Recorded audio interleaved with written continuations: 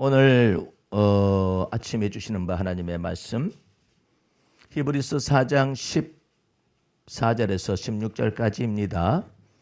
그러므로 우리에게 큰 대제사장이 있으니 승천하신 자 곧 하나님 아들 예수시라. 우리가 믿는 도리를 굳게 잡을지어다. 우리에게 있는 대제사장은 우리 연약함을 체휼하지 아니하는 자가 아니요 모든 일에 우리와 한결같이 시험을 받은 자로 될 죄는 없으시니라.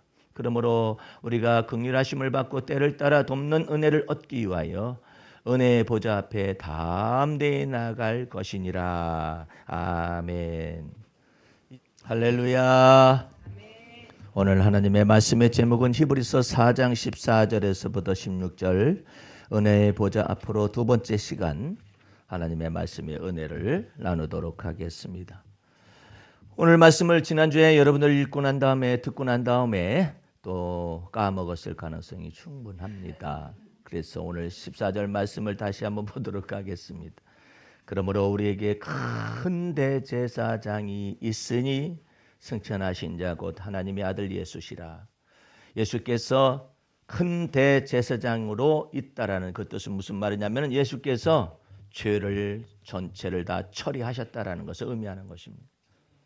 그래서 죄를 다 처리하셔서 승천하셨어요. 죽으셨을 뿐만 아니라 몸에 부활하시고 승천하심으로 말미암아서 그리스도 안에서 영생 얻기로 작정된 영혼들을 이미 사로잡아서 하나님의 앞에 드렸다라는 것을 의미합니다. 그리고 그리스도께서 세상을 능히 이기셨고 그리스도께서 세상을 다 심판하시고 세상을 이기셨음을 의미하는 단어가 거기에 있습니다. 그때 여러분과 나를 그리스도 안에서 취하시고 승천하셔서 하나님의 기업이요 하나님의 소유를 이미 다 드렸다는 것을 전체적으로 의미하는 것입니다.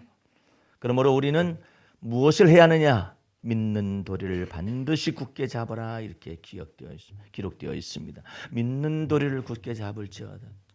만약에 여러분들이 믿는 도리를 안 잡게 되면은 죄악 가운데 거하게 됩니다. 믿는 도리를 안 잡게 되면은 여러분의 의에 빠지고 맙니다. 믿는 도리를 안 잡게 되면은 여러분은 자기의 판단 속에서 자기가 정죄를 하고 자기가 심판을 하게 되고 그런 말미암아 자기가 또한 정죄를 받게 됩니다. 그러므로 믿는 도리를 굳게 잡는 것은 어느 순간 어느 때든지 간에 귀중한 것입니다. 어느 순간에 있어도 믿는 도리를 잡아야 해요. 만약에 베드로가 예수님을 부인했는데 그건 죽어 마땅한 죄악이죠. 믿는 도리를 만약에 잡을 수 없었다면 베드로는 육이 된다고 신학적으로는 표현하는데 버림받았을 것입니다. 왜냐하면 예수께서 이 세상에서 나를 부인하는 자는 하나님 아버지와 천사들 앞에서 내가 저를 부인할 것이다 말씀하셨잖아요. 그런데 거기에 딱 걸렸잖아요. 그건 죽어 마땅한 죄악이고 육이 되고 버림받을 만한 충분한 죄악이었어요. 그런데 예수께서는 그 베드로가 버림받지 않기 위하여서 믿음의 도리를 스스로 잡을 수가 없는 인간인 것도 알아요. 그렇기 때문에 주님께서 믿음의 도리의 그 부분을 열어주시는 것입니다. 베드로가 주 앞에서 시험 받기 전에 마귀가 와서 물었잖아요. 예수님께 청구를 했잖아요.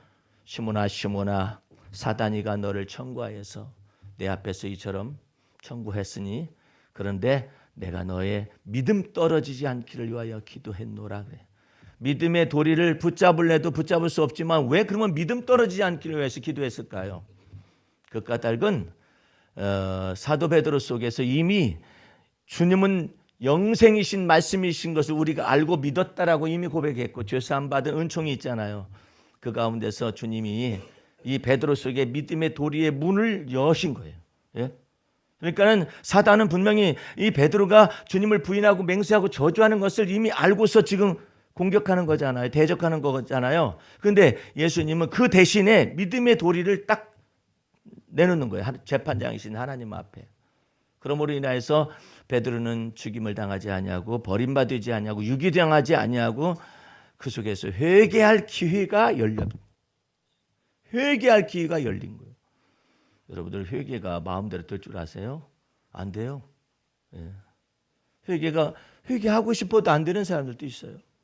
그런데 베드로는 그 회개의 문이 열렸는데 뭐 때문에 열렸느냐? 믿음의 문을 주님께서 열어두셨고 그 죄값 대신에 믿음으로 말미암아 믿음의 도리 예수께서 십자가의 피값을 지불한 것을 이미 말하는 거예요. 그러므로 여러분과 내 속에서 믿는 도리를 굳게 잡는 것은 어떤 형편, 어떤 상황에 처해 있는 것 속에서도 반드시 필요합니다. 만약 여러분들이 믿음의 도리를 붙잡지 않으면 어떤 현상이 발생하느냐? 예수께서 이처럼 말씀하셨어요. 내가 메시아인 것, 그리스도인 걸 믿지 아니하면 너희는 반드시 너희 죄 가운데 죽는다. 예? 내가 그리스도인 것을 믿지 않게 되면 너희는 너희 죄 가운데 죽는다 이 말이에요. 그런데 우리는 믿는 도리가 우리 안에 들어왔기 때문에 죄 사함의 은총을 받았어요.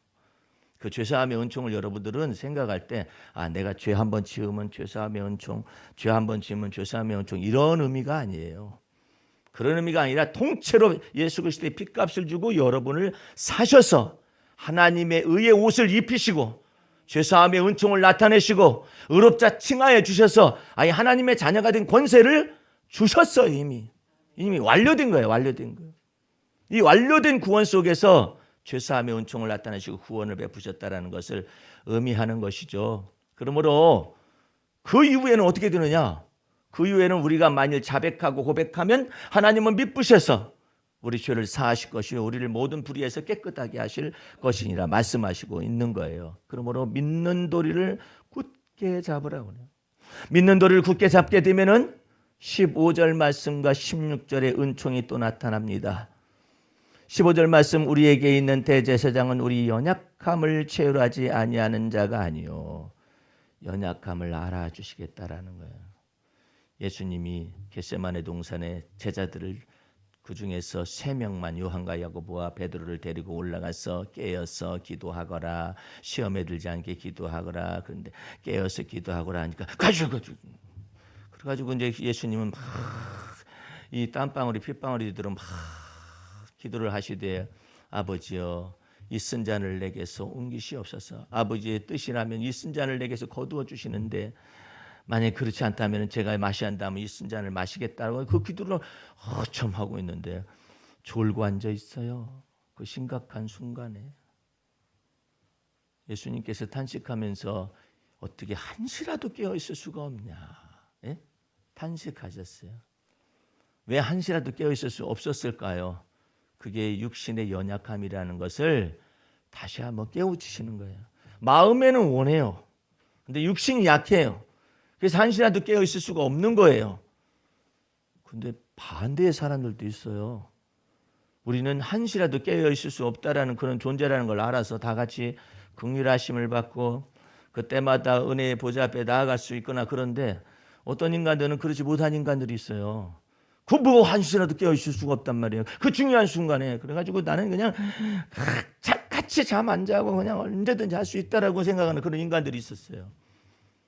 이 수도사들이 기독교 수도사들 가운데서 복음 진리를 제대로 이해 못해가지고 경건의 목표를 뭘로 정했냐면 경건의 목표는 그리스도가 아니라 뭐라고 생각했냐면 자기가 깨어 근신하라 했기 때문에 내가 잠을 자지 않을 수가 있다면 그 하나님의 말씀을 내가 지켜 행하는 것이 아니냐 해가지고 깨어 근신하는 것이 목표예요.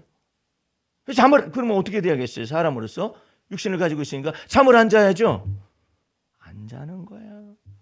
그러다가 또 조는 것이 나타나 이런 마귀 새끼 같으니라고 자기를 향해서 마귀 새끼라고 그러고 마귀가 역사했다고 그래가지고 안 되겠다. 내 육신이 아직도 정신을 못 차리는 거 해가지고 못을 수도사 앞에다가 탁 박아놓고 그냥 졸면은 그냥 박혀가지고 피가 줄줄줄 흐르는 그와 같은 것을 통하여서라도 깨어 근신하고 싶어가지고 그렇게 했어요. 그래가지고 졸잖아요. 사람이 졸잖아요. 확 찔리면 잠이 깨 있겠죠. 피가 줄줄줄 흐르겠죠.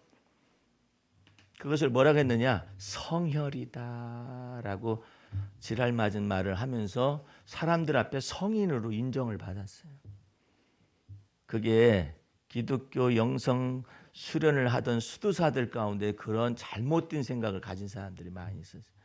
예수님은 우리의 모든 육신을 가지고 있었기 때문에 육신의 연약함은 다 체험하시되 그 안에 죄가 없다고 그랬는데 이 인간들은 자기가 스스로 죄를 없음을 증명하기 위해서 애를 쓰는 거예요. 그래서 거기다 이렇게 박아놓고 잠자면 안 된다고 깨어 근신하라고 했는데 잠자면 안 된다고 베드로를 넘어서고 요한과 야고보를 넘어서기 위해서 그렇게 애를 쓰는 거죠. 예? 그리고 또 거기 보게 되면 15절 말씀에 우리 연약함을 채울하지 아니하는 자가 아니요 모든 일에 우리와 한결같이 시험을 받은 자를 대해 이랬잖아요. 한결같이 시험을 받되 그 속에 죄가 없다고 그랬잖아요. 그런데 율법에 의해 흠이 없으려는 인간들이 또 있어요. 아까 그와 같은 인간들인데 율법에 의해 흠이 없으려고 애를 쓰는 거예요. 자기가. 하나님께서는 뭐라 하는데 세상 죄를 짊어지고 간 하나님의 어린 양이신 하나님의 아들 예수 그리스도를 이 땅에 죄 때문에 보냈는데 죄를 없애려고 자기 스스로 노력을 하는 거예요. 그것도 예수님이 하나님이 보실 때는 내가 그리스도인 것을 너희가 믿지 아니한다면 너희는 너희 죄 가운데서 죽는다. 그런데 우리는 하나님의 은혜로 말미암아서 우리 죄 가운데 죽지 않게 하시기 위하여 예수 그리스도를 믿는 믿음이 생겨났어요. 그 믿음으로 말미암아서 죄사함의 은총을 나타내시되 어떤 때는 죄 지으면 그때 사함받고 또 그때 사함받고 이런 의미가 아니라 통째로 예수 그리스도의 피가 의롭기 때문에 우리에게 의로움을 주신 것이고 예수 그리스도가 죄가 없기 때문에 죄사함의 놀라운 은총을 우리에게 주신 거예요. 그 하나님의 놀라운 은혜 속에 여러분과 나를 두셨으니 감사 찬미가 넘쳐날 수밖에 없죠. 그런데 이 복음 진리를 모르게 되면은 그냥 자기가 의를 세우려고 애를 쓰는 거예요. 자기 의를 세우려고 애를 쓰는 거예요. 그러므로 여러분과 나는 이제 믿음의 도리를 굳게 잡게 되면 하나님께서 여러분과 나의 연약함을 이해하셔요. 하나님과 내가 육신이 있기 때문에 시험받을 수 있는 존재라는 것을 이해하셔요. 예. 근데 세 번째로는 무엇의 은혜를 베푸시냐면 16절 말씀. 그러므로 우리가 긍휼하심을 받고 요게 나타납니다. 사도 바울은 회심하기 전에 율법에 의해 흠이 없으려고 했었다가 하나님 앞에서 꼬꾸라졌잖아요. 그리스도를 만남으로 말미암아서 꼬꾸라졌잖아요. 그런데 율법에 의해 흠이 없으려고 했던 사람은 스데반을 돌로 쳐 죽이는데 증인을 썼잖아요. 거기 무슨 긍휼하심이 있어요? 없어요. 그런데 예수를 믿는 믿음 안으로 들어오다 보니까 하나님의 놀라운 은혜가 첫 번째로 뭐가 나타나냐면 긍휼하심을 받고 긍휼하심을 얻을 수 있는 그 길이 열렸어요. 불쌍히 여겨달라. 그 다음에는 무엇이 열렸느냐면은 긍휼하심을 받고 때를 따라 돕는 은혜를 얻기 위하여 다 은혜의 보좌 앞에 담대히 나아갈 것이라.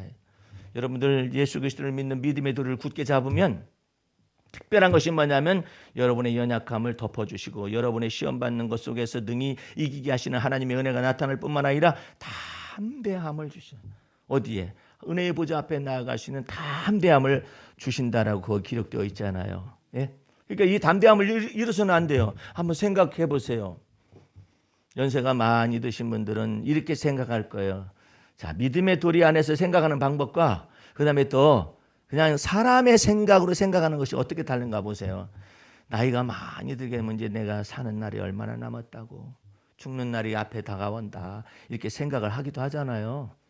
그런데 믿음의 도리 안으로 들어와서 담대함을 가진 영혼들은 그렇게 이해하지 않아요. 똑같은 인생이에요. 똑같은 인생인데 뭐라고 말을 하느냐? 내가 산자의 땅에 있음이요. 내가 산자의 땅에 아직 있지 않느냐 이 말이에요. 예. 죽을 날이 가까웠다는 것보다는 내가 산자의 땅에 아직 있잖아요. 예? 그 속에서 뭐가 있느냐? 산자의 땅에 있기만 하면 뭐해? 그렇죠? 산자의 땅에 있기만 하면 80세 있기만 하면 뭐해요? 90세 있기만 하면 뭐해요? 70세 있기만 하면 뭐해요? 100세 있기만 하면 뭐해요? 근데 다윗은 그 속에서 멀리 봤어요. 내가 아직까지도 산자의 땅에 지금 있지 않느냐? 이 산자의 땅에서 무엇을 보느냐? 여호와의 은혜 볼 것을 믿었도다. 그 부분이 달라요. 생각하는 바가 다르다니까. 내가 여호와의 은혜 볼 것을 믿었도다. 그러므로 내 영혼아 담대히 하나님을 바랄지어다.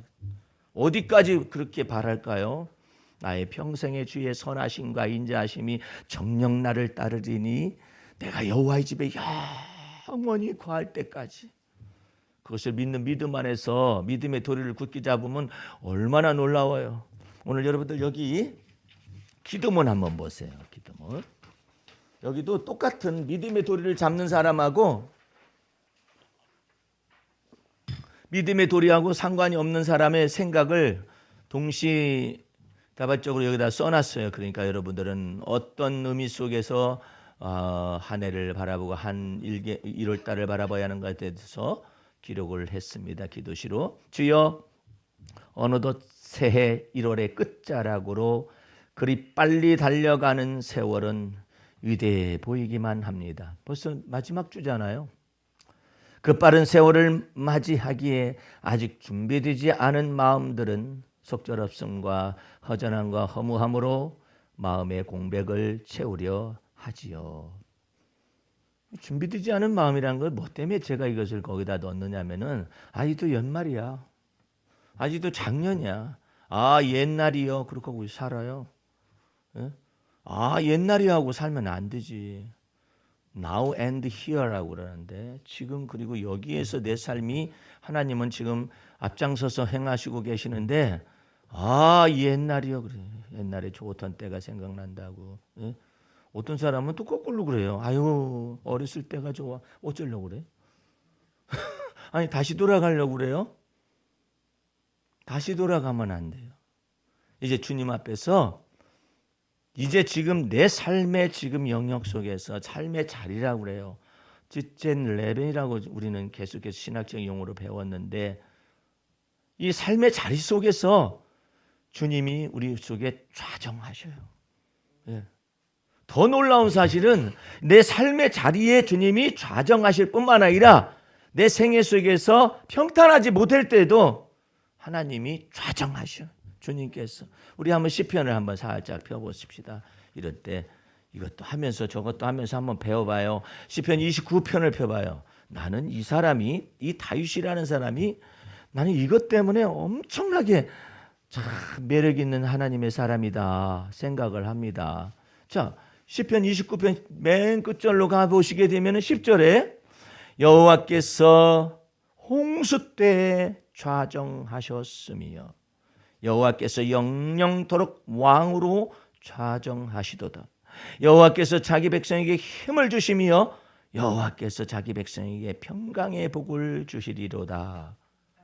여러분들 이것을 그냥 잊지 마시고 어느 때 평강의 복을 주시냐면은 홍수 때에도 좌정하셔서 평강의 복을 주실 수가 있고 홍수 때에도 좌정하셔서 주님께서 힘을 주실 수가 있다라는 것이 연결되어 있는 거예요. 여러분 10절에 보게 되면 다시 보면 여호와께서 홍수 때에 좌정하셨으며 여호와께서 영영토록 왕으로 어떤 왕으로 나의 왕으로 여러분의 삶의 왕으로 좌정하시도다. 어떤 분은 또 이런 메시지 증거하면 사람들은 듣는 사람들 가운데 청중들 가운데 이런 생각할 거예요. 홍수 때 좌정하셔도 내 인생은 안 변하고 아이고 인생이라는 것이 뭔지 아니 홍수 때 좌정하시면 그 뭐 홍수 난 사람들한테는 유익하지 뭐 이와 같은 말씀을 여기다 써놔가지고 나를 힘들게 하신대 이렇게 생각할 일이 아니에요. 그 홍수 때에 좌정하시는 그 주님은 나의 인생의 홍수 때에도 능히 좌정하시는 그것이 시편 32편 살짝 넘어가 보세요. 진짜인가 아닌가. 32편도 동일하게 다윗의 시예요. 6절 말씀을 보세요. 이로 인하여 무릇 경건한 자는 주를 만날 기회를 타서 주께 기도할지라. 이거 개인적이잖아요. 진실로 홍수가 범람할지라도 그 사람에게 미치지 못할 것이다. 그 사람들이 노아잖아요. 노아와 8 식구잖아요. 그 사람들은 120년 후에 있어질 온 지구상의 홍수로 인한 심판에서 해방되고 자유를 얻고 구원함을 받았잖아요. 그러니까 이와 같은 깊숙한 내용을 다윗은 믿고 있어요. 그러면은 믿어도 홍수는 있고 안 믿어도 홍수는 있고 이렇게 생각하면 안 돼. 하나님께서는 홍수 속에서도 좌정하실 수가 있어요. 어떤 사람은 아예 홍수 내리는 하나님하고 싸워. 왜 하필이면 홍수가 내리는 건데. 어떤 사람은 그렇게 말을 해요. 나는 왜 이 조그마한 나라에 갈등이 많은 나라에서 태어났는지 모른다고. 그럼 북한에서 태어나면 어떻게 하려고 그래? 아니 나는 왜 피부 색깔이 이렇게 그냥 황인종이지 모르겠다고 그래가지고 원숭이란 말을 듣지를 않는가? 원숭이가 노란 옷을 입었는가, 우리 같은 피부 색깔을 가지고 있는 털을 가지고 있는가 보죠. 놀림을 받아야만 하느냐? 세상에 어제는 그 호주 오픈이 테니스가 1월 달에 열려요.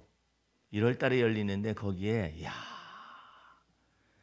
도대체가 이게 이해가 안 될 정도로 놀라운 일이에요. 오사카 나오미라는 일본 여자아이. 등치가 그렇게 큰 것도 아니에요.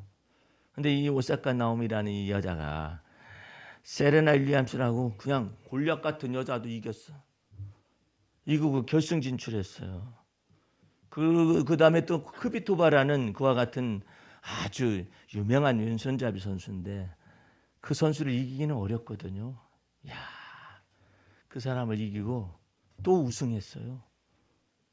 US 오픈에서 우승을 한 것과 동시에 또 이번 두 번째 또 우승을 했어요. 일본인으로서 동양인으로서 참 어떻게 보면은 심적인 학대를 많이 받고 자기 어머니도 일본 여자로서 그렇게 있을 뿐인데 이 동양 여자가 특별히 아시아 여자로서 그처럼 우승한 전례가 없어요. 그래서 이 여자가 바야흐로 세계 1위가 됐어요. 1위가. 깜짝 놀랄 일이에요. 어떻게 해서 저 사람을 그렇게 높이 세우는지 알 길은 없어요.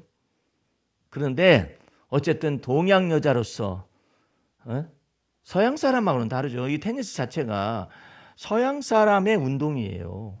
골격 자체가 다 크고 이런 것들이. 그런데 그 가운데서 가장 골격이 큰 여자가 세레나 윌리엄스라는 흑인 여자인데 미국 사람으로서 이 사람은 몇 차례 메이저 대회 우승을 한 아주 거구예요. 거구. 걸어다니는 것 자체가 이거 흉기야, 흉기. 내 얘기 들으면 그냥 난리가 나겠지만은 병기라고, 병기. 아이고 뭐 뚱뚱한 것도 이 뚱뚱한 것이 뚱뚱한 게 아니에요. 전부 다 근육이에요. 그래가지고 이번에는 또 전에는 엉덩이를 가리고 나오던 이제는 엉덩이를 딱 바짝 붙이고 나왔어. 그러니까 얼마나 커. 오사카 나오면 조그만 가냘퍼가지고. 근데 그것을 이기고 그 다음에 결승전에서도 유럽 선수를 꺾어버리는데 놀랬어요. 주 앞에서 여러분들 하나님은 홍수, 노아의 홍수처럼 홍수 속에 좌정하시는 하나님으로만 생각하면 역사를 주관하시는 하나님이에요. 그냥 세계를 경영하시는 하나님이라고. 근데 다윗은 그 하나님이 나 자신의 모든 홍수 속에서 사건들이 범람할지라도 주님께서는 이와 같은 나의 생애 속에서 주는 나의 은신처여오니 환난에서 나를 보호하시고 구원의 노래로 나를 부르게 하시는 그런 분이시라는 사실을 이 말씀 속에서 볼 수가 있어요. 자, 우리 한번 조금 더 가보십시다. 주의 인생들의 모든 허무함으로 휩쓸려 몰입되지 않기 위해 세월을 값을 주고 살아고 계시하신 주님을 찬미합니다. 주님과 함께 동행한 세월은 무상한 세월이 아니라 영원한 시간의 조각을 맛보는 생명의 만나입니다. 나는 이와 같은 글자의 언어들을 조탁이라고 그래요. 갈고 닦는다고 그래요. 이렇게 써놨는데 여러분들은 쉽게 보시고 계시죠? 그런데 이와 같은 것들을 깊숙이 이해할 수 있다면 정말로 하나님의 은혜가 크다라는 사실을 매일매일의 삶 속에서 겪겠죠. 주 안에 있는 나는 허무한 시절을 지나감이 아니라 주님이 나와 함께 계심이며 나는 그 주님과 동행하며 살아갑니다. 해 아래 있는 모든 것들이 헛되고 헛되며 헛되고 헛되도다라고 말하지만 생명의 주님과 함께하면 시큰둥한 삶을 시들지 않게 하며 흐르는 세월을 썩게 아니하리니 주는 내 힘의 반석이미로다. 나의 날을 의미 있게 하시고 나의 시대를 준비하시어 무의미함이 극복되어지게 하리니 주는 내 영광 내 구원이시니 내가 요동하지 아니하리로다.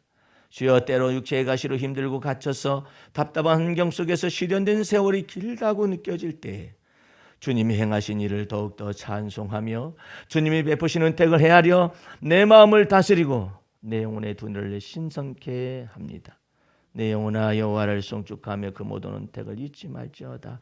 저가 내 모든 죄악을 사하시며 내 모든 병을 고치시며 내 생명을 파멸에서 구속하시고 인자와 긍휼로 관을 씌우시며 좋은 것으로 내 소원을 만족케 하사 내 청춘으로 독수리같이 새롭게 하시는도다. 이 놀라운 하나님의 은혜 속에 자꾸 거하시기 바랍니다. 그래야 해서 여기 히브리서 잠깐 말씀 다시 와보세요. 조금만 더 말씀 전할 것이 있으니까요. 예. 히브리서 이 4장에 있는 이 말씀 속에서 믿는 도리를 우리가 굳게 잡으면 어느 때나 때마다 일마다 믿는 도리를 굳게 잡아야 해요. 하나님께서 믿는 도리를 잡을 때 하나님께서는 우리를 위하여 일을 행하시며 일을 지어 성취하시며 우리가 알지 못하는 크고 비밀한 일들을 행하여 주시되 15절 말씀에 우리 연약함 속에서도 우리 연약함을 채우라 해서 아시기 때문에 그 연약함을 말할 수가 있어요. 그 시험거리를 말할 수가 있어요. 그 연약함을 말을 할 수 있을 때 진정한 사귐 속으로 들어갈 수가 있어요. 그런데 연약함을 도무지 얘기를 안 해요. 어떤 사람들은. 그러니까 하나님께서 이 연약함을 그러니까 성공적인 신학 같은 경우는 성공해야만 하잖아요. 실패한 것을 갖다가 하나님이 안 받아들이는 것처럼 복음을 왜곡되이 전하고 있잖아요. 그런데 우리 주님께서는 우리 연약함을 채울하지 아니하신 분이 아니라 연약함을 다 아셔요. 그런데 이런 말씀들이 이 헬라 철학자들이 그때 당시에 있는데 이런 사람들이 도무지 이해를 못하는 거예요. 아니 어떻게 하나님의 아들인데 사람의 몸을 입고 오시느냐가 이해가 안 되고 또 몸을 입고 오셨는데 이처럼 우리의 연약함을 전체를 체험했다라는 거 이것 자체가 또 이해가 안 되는 거예요. 예. 또 몸을 입고 있으시기 때문에 뭐 한결같이 모든 시험을 받았다라는 것 속에서만 생각을 해요. 그 속에 죄가 없다라는 사실을 몰라요. 그분이 죄가 없이 연약함을 채우라시고 시험을 다 통과하셨기 때문에 능히 시험 당하는 자를 능히 건져내실 수가 있어요. 오늘 여러분들 그 말씀이 이미 지나갔던 히브리서 2장을 펼쳐보시기 바랍니다. 2장 보세요. 17절 18절 말씀 보세요. 그러므로 저가 범사의 형제들과 같이 되심이 마땅하도다. 아예 하나님께서 정하셨어요. 예. 예수님이 형제들을 우리로 삼으셨는데 형제들과 같이 되심이 마땅하도다. 이는 하나님의 일에 자비하고 충성된 대제사장이 되어 백성의 죄를 구속하려 하심이라. 자기가 시험을 받아 고난을 당하셨은즉 시험 받는 자들을 능히 도우시느니라. 그 놀라운 하나님의 은혜 속에서 여러분의 평생에 주의 선하심과 인자하심을 경험하여서 주의 나라 갈 때까지 주의 집에 이를 때까지 주님의 은혜를 경험하실 수 있기를 주의 이름으로 축원합니다. 기도하겠습니다. 우리 하나님 아버지 감사와 찬미와 영광과 존귀를 주 앞에 돌립니다. 주의 보혈 능력 있고 그 피의 권세와 능력을 쫓아서 매일의 삶 속에서 우리와 더불어 동행하시는 하나님의 은혜를 찬미 드리옵나이다. 어려울 때마다 하나님을 찬미하는 능력이 더 나타나게 하시고 힘들 때마다 하나님을 찬미하는 능력이 나타나지게 하여 주시옵시며 우리 속에 연약함이 나타나지고 시험거리가 등장할 때마다 걱정거리와 근심거리가 등장할 때마다 하나님의 은혜 찬미하는 것을 잊지 말게 도와 주시옵소서. 모든 말씀을 예수님 이름으로 기도하였습니다. 아멘.